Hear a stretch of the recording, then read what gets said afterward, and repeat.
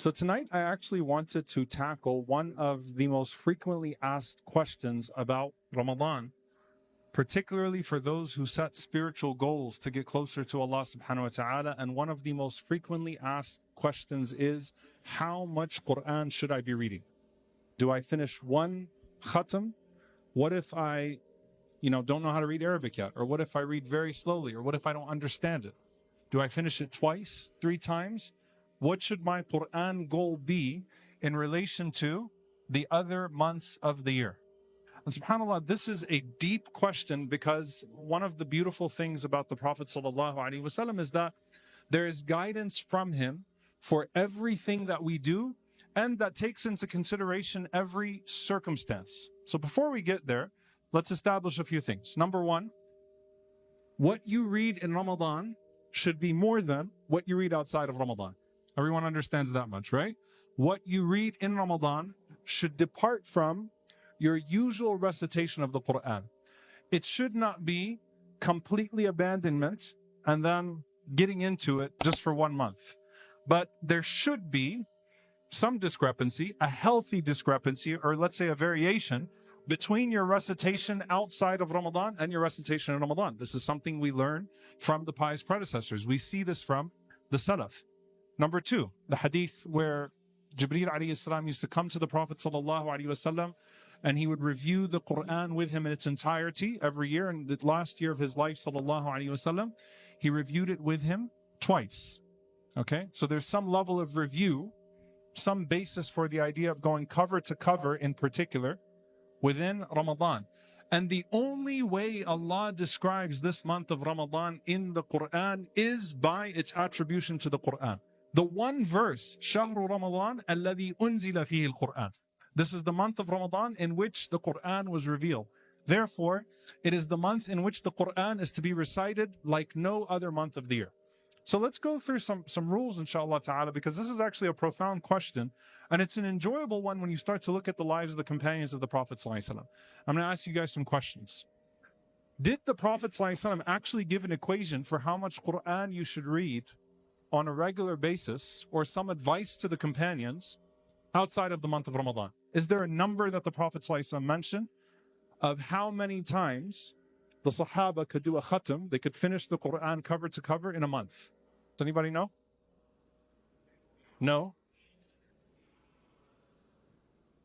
You got the hadith right, but the number's off. So you have the right sigha, but yeah. All right, so there's one narration where the Prophet ﷺ prohibits, or seemingly prohibits, finishing the Qur'an more than once within 3 days. So that's one narration where the Prophet ﷺ seemingly prohibits finishing the entire Qur'an more than once in 3 days. Okay? There's another narration though. Abu Amir, you're there. What did you have for iftar? That's fine. You're close. But there's actually a narration where there's something that's prescriptive. So this is prohibitive. This is prescriptive. It's a narration where the Prophet ﷺ mentions اقرأ القرآن في سبع, to finish the Qur'an every 7 days if you would like to, and to not go beyond that.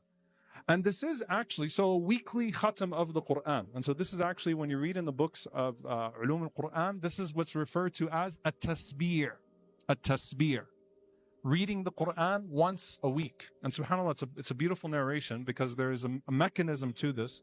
One of the tabi'een authentically said, I asked the Prophet sallallahu alaihi wasallam, rahimahullah, said, I asked the companions of the Prophet sallallahu alaihi wasallam, how did you used to finish the Qur'an? What was your methodology?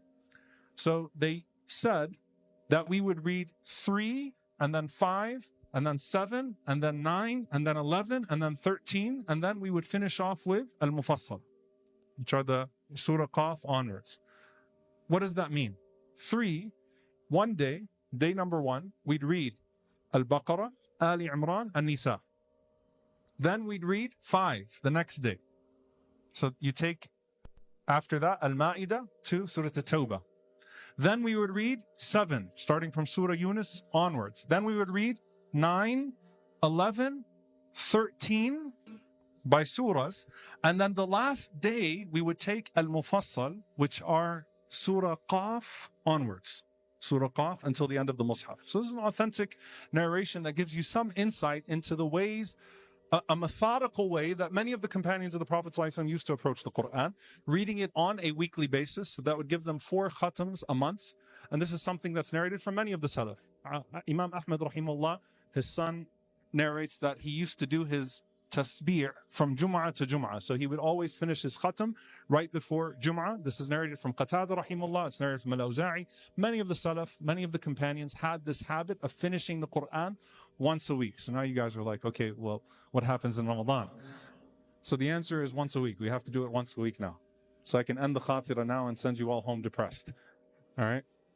No, this is to just show you there was a methodology here. There was a method that they were taking into consideration. They were weighing the times that they would start to the time that it would end. Some of them even had a particular day that they would start, a day that they would end. And that's important because it shows you the importance of getting as structured as possible with it. That's the lesson I want you to take from this, is to be structured throughout the year. Think about it. So they're waking up and they know exactly how many surahs they're going to read that day. That's beautiful. And many of them were not hufaz, by the way. Many of the companions, the majority of the companions of the Prophet ﷺ were not hufaz, but they were thinking about how many surahs they were going to read every day, and they had a day in mind that they would start, a day in mind that they would finish. That keeps you accountable to something, and that's something that we should do throughout the year. The quantity aside. Okay, building on that. When Ramadan would come, it is obvious that the Sahaba did not see, and the pious predecessors did not see, that there was anything of dislike to increasing the reading of the Qur'an way beyond once every 3 days. And so you start to see the narrations, Sahaba, Salaf, that would finish the Qur'an once a day in Ramadan. Some of them twice a day, narrated from Uthman radiallahu anhu or Shafi'i rahimahullah, even from the later generation, twice a day. And you're thinking, how is that possible? Let's put that to the side for a moment and just establish the principle that they understood that when Ramadan came along, it was go time. They busied themselves with the Qur'an the entire day and entire night.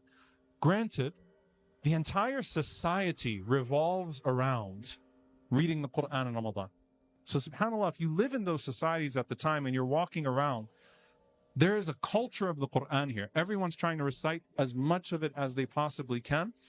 And they are exerting themselves in worship. And of course, some of this is included in their qiyam. They would recite in their qiyam, outside of their qiyam. The point is that there's another level of exertion within the month of Ramadan. So Qatada rahimahullah, for example, used to recite the Qur'an once a week. And then when Ramadan came around, so I want you to take another methodical point here. The first 20 days of Ramadan, he would finish the Qur'an once every 3 days. And then the last 10 nights of Ramadan, he'd finish it once a night. So he did once every 3 days within the first 20.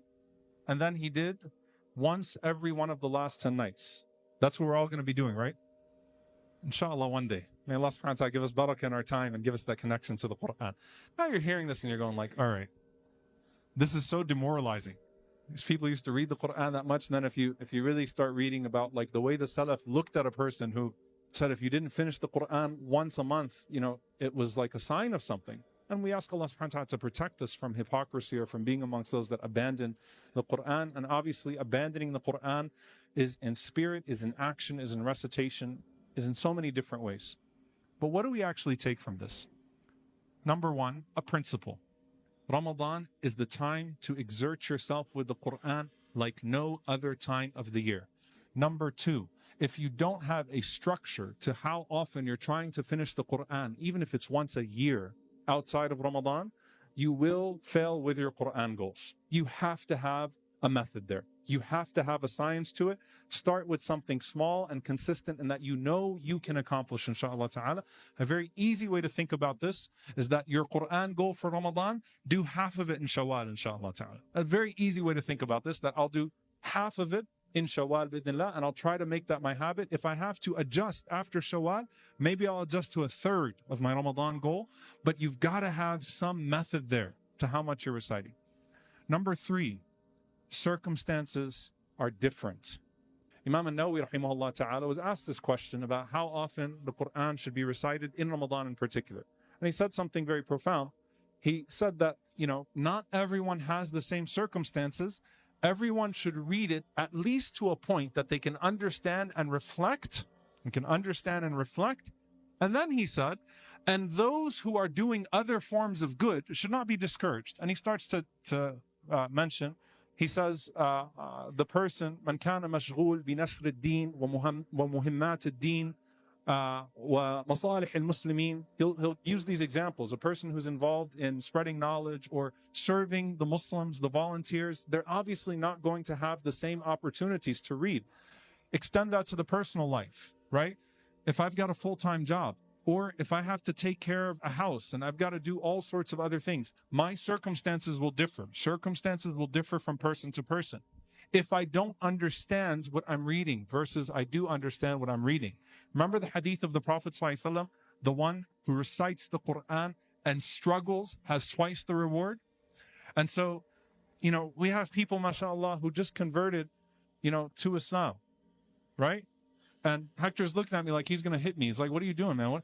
What did you bring me into? You got to finish the whole Qur'an every night, all right? No. What do? You read the translation, and you try to learn the Arabic as well. You read the tafsir, the understanding of it, side by side. It's about the time that you're spending to it, you're committing to the Qur'an and keeping yourself busy with it and trying to come close to Allah subhanahu wa ta'ala. Now, you want to get to a point where you understand the Qur'an itself. SubhanAllah, Sheikh Tahir Wyatt, we were in Umrah together, and he said something very beautiful. He gave a sports analogy to this question. He said, if you look at an athlete, and you see an athlete that comes in as a rookie, right? So a convert to pro sports, all right? Comes in as a rookie. And even if they've got all the talent, they've got all the skills, the game seems too fast for them when they start. There's a nervousness there. Things are moving too fast around them. And you'll always hear them use this term. They'll say, the game slowed down for me. I settled in with practice, with experience. The game slowed down for me. Like I recognized things. The panic was gone. The understanding of the things, even if I have the technical knowledge, the repetition, the settling into it, the game slowed down. And subhanAllah, he used that example with, when we look at the Salaf with the Qur'an, the pious predecessors with the Qur'an, these were people that engaged the Qur'an day and night throughout the year. And so when they're looking at a page, it's different than when you and I are looking at a page. So we take the lessons from them. The answer is, engage it in whatever way you possibly can and push yourself and have a method to it. Have a goal for yourself, have a method to it, and have a method to how you're going to keep up with it after Ramadan. Remember the complaint of the Prophet ﷺ that my people, that my people have abandoned this Qur'an. May Allah subhanahu wa ta'ala make us people of the Qur'an that recite it, that long for it, that pray with it, that supplicate with it, that are raised by it on the Day of Judgment. Allahumma ameen. Jazakumullahu khair. Wassalamu alaikum wa rahmatullahi wa barakatuh.